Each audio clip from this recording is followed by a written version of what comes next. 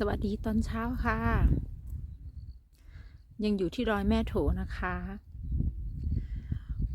วันนี้นึกว่าจะตื่นแต่เช้าตื่นสายค่ะเพราะว่ามันหนาวพยายามตื่นแล้วตื่นไม่ได้เลยค่ะไปชมวิวกันนะคะพระอาทิตย์ขึ้นแล้วขึ้นตื่นไม่ทันพระอาทิตย์ตอนเช้าหนาว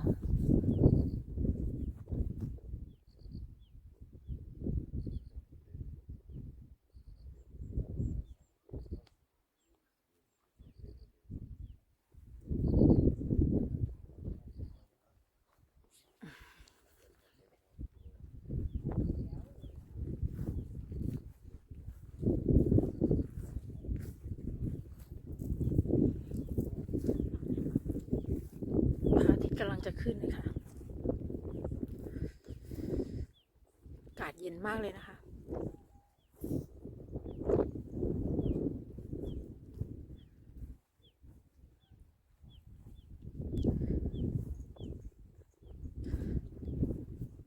จริงๆถ้าใครมีรถส่วนตัวก็เอาขึ้นมาได้นะคะ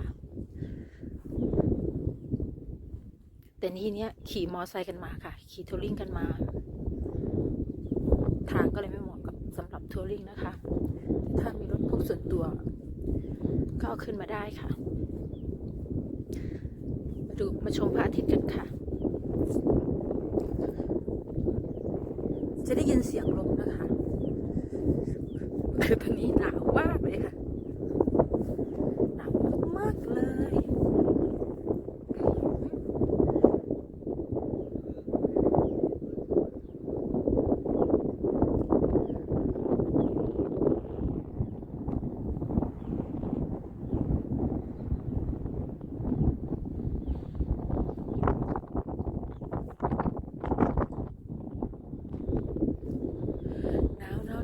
หนาว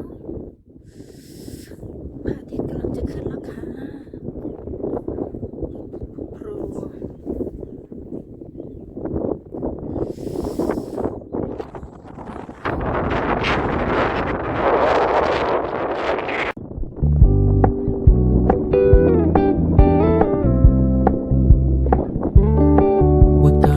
It low key, keep it softly spoken, with no strings tying you to me.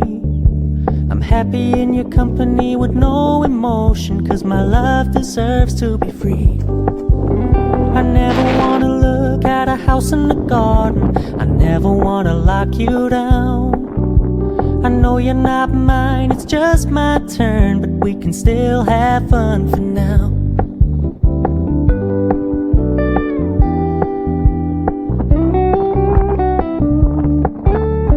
Told me you don't really do commitment, trust me, consider your message received.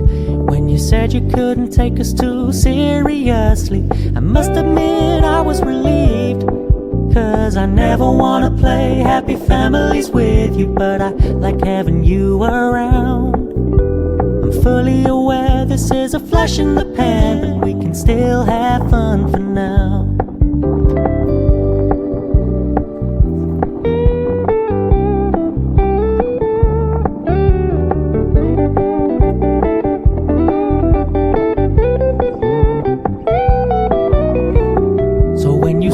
Paying so much attention, and when you're moving in another direction, don't worry, I get it.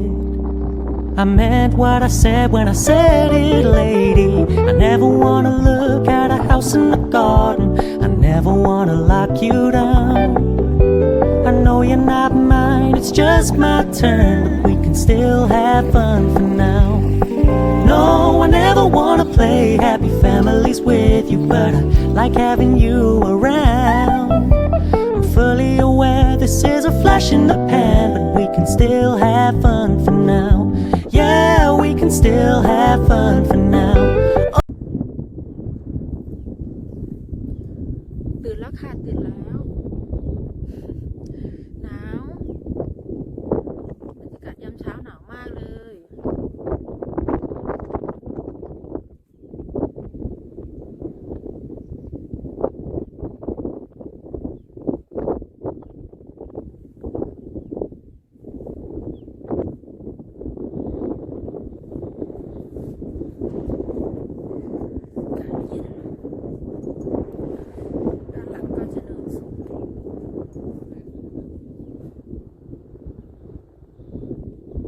ชมวิวไปด้วยกันนะคะ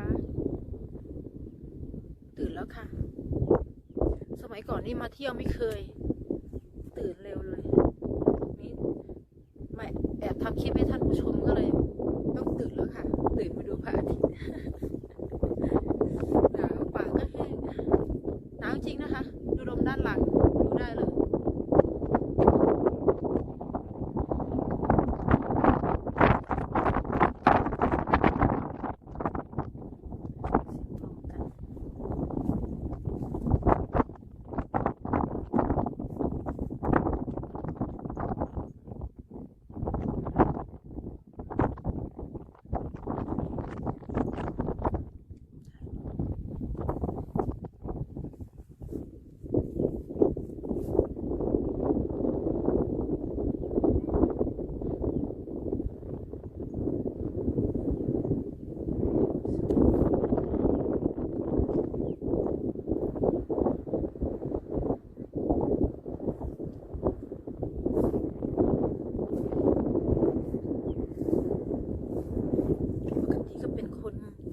ขี้หนาวอยู่แล้วนะคะมาเจออย่างนี้คือปากสั่น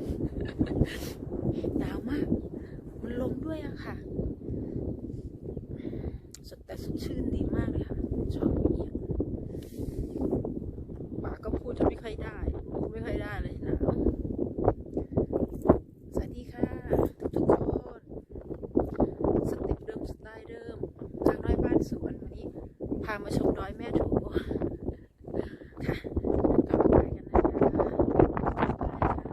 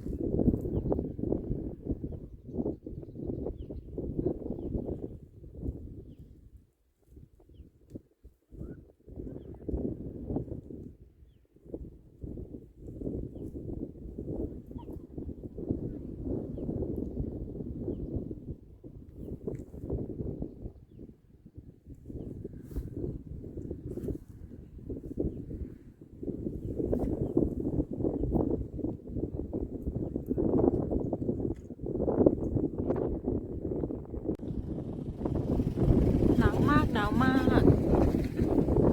อากาศเย็นมากเลยค่ะดูลมสิคะ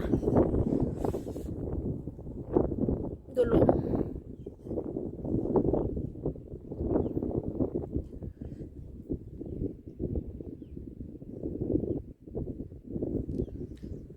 ลมเย็นมากหนาวมากเลย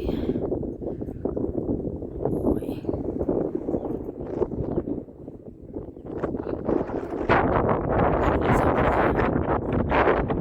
พระอาทิตย์ขึ้นมาแล้ว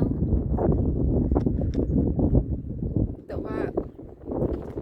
เราจะทนหนาวได้ไหมแค่นั้นแหละโอ้ยหนาวเด้โอ้ยเหมือนขี้ดินสังเกตลมค่ะ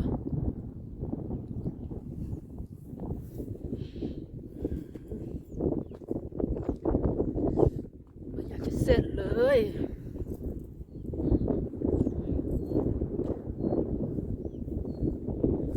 หนาวเหลือเกินเหลือเกิน my god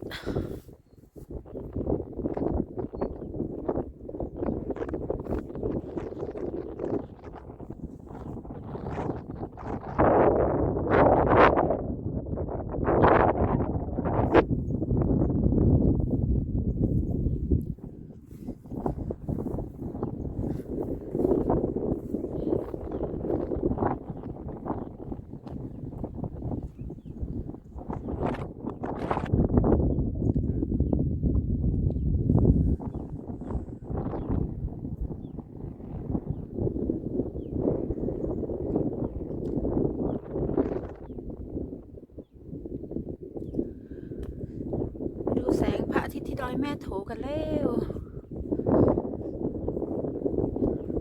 เมื่อวานพูดผิดหลายช็อตบอกว่าดอยพุยโคไม่ใช่นะคะนี่คือดอยแม่โถค่ะแต่ก็บอกไปใต้คลิปแล้วล่ะค่ะว่าดอยแม่โถผิดโอ้ยหนาวโอเคนะคะคืออากาศยามเช้าก็เป็นเช่นนี้ละค่ะไม่ได้มีทะเลหมอกอะไรหรอกค่ะ